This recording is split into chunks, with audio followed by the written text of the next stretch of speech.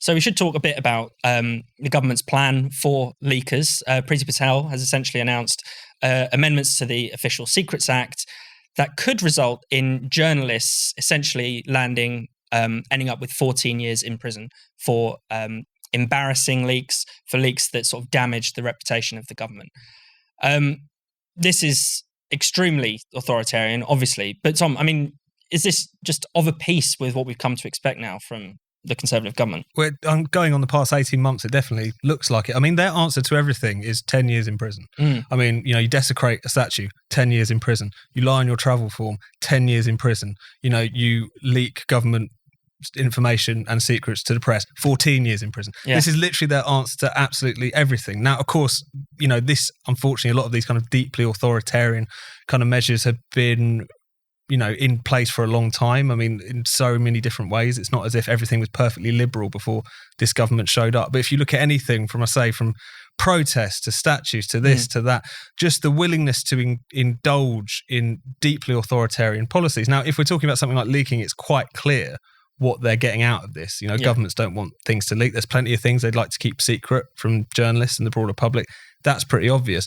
I think with these other areas, you do start to wonder why it is that they're doing this. Why it is that they engage in such over-the-top, disproportionate displays of authoritarianism. And I think I can't help but come to the conclusion that it is just this kind of incredible authoritarian gesture politics. It just shows that you're doing something. It shows that you're taking something seriously rather than actually thinking through whether this is just or right or will even have any impact whatsoever on the problem is that you claim to be worried about. You just engage in this. And I think that's something which is really quite alarming because you're basically just taking people's civil liberties away, potentially, for the sake of making a point. Yeah. And that, I think, is a very alarming part of all and of it. It's a lot of this seems to be either enhancing sort of sentences for things that are already crimes. For instance, defacing a statue. It's obviously, you can't go around vandalizing things. Everyone knows that. Or, kind of creating crimes out of nothing. But again, for what seems like political reasons, 10 years for making a nuisance at a protest. It seems as if a lot of the press coverage says that that's sort of in response to Extinction Rebellion. But again, there are already laws that stop you from obstructing people, stop you from, smashing windows. And you can't glue yourself to the DLR. It's not fine already. It's not as if they say, well, that's their freedom of speech. That's not what happens. You don't need a new law to deal with that. So as you say, it's just a sort of gesture politics. It's the superficiality of it that's really worrying. So another, Priti Patel's on a roll now, and one of the other things that she's... One crackdown after the other. Yeah.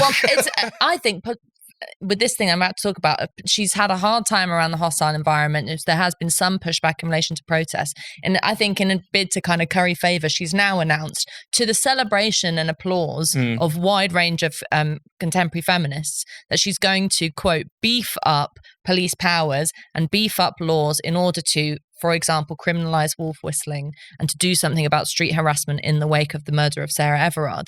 Now, the superficiality of beefing up police powers to deal with wolf whistling, which is really what this is about. I'm not even trying to make it sound more ridiculous than it is appalling, because what you're essentially saying is that you're going to extend police powers to intervene into women's life in a much greater way than they ever have done before. You're cementing the idea that women need protective policies, cementing the sexist idea that the guy who shouts the perverted things really believes is that women are lesser than men and that they are not able to stand up for themselves, because street harassment is all about intimidation. It's got nothing to do with bloody sex education or Me Too or any crap like that. It's a power play. And, the end result is that you have no debate about this in society, and it will genuinely affect women's lives, because it has a knock-on effect for when you come to make an argument about abortion rights or anything like that, when you're talking about women's freedom. In the background, you've got this narrative that women need to be protected and can't make their own choices. So it's incredibly illiberal things happening in the name of women, with no one but Priti Patel and Nimco Ali. I mean, talk about cronyism and all the stuff that we've talked about in this podcast. Carrie Simmons's best mate, Nimco Ali, is at the head of this new strategy and calling for evidence to give Priti Patel the powers to beef up laws. everyone is there's lots of people, Sisters Uncut and other groups, who are very critical of government when it comes to police overreach in some areas. But when it's police overreach for people they don't like, for perpetrators that they don't like, idiots on the street who shout hot legs or something at you, then they're fine with Men it. in white vans is the typical target of this.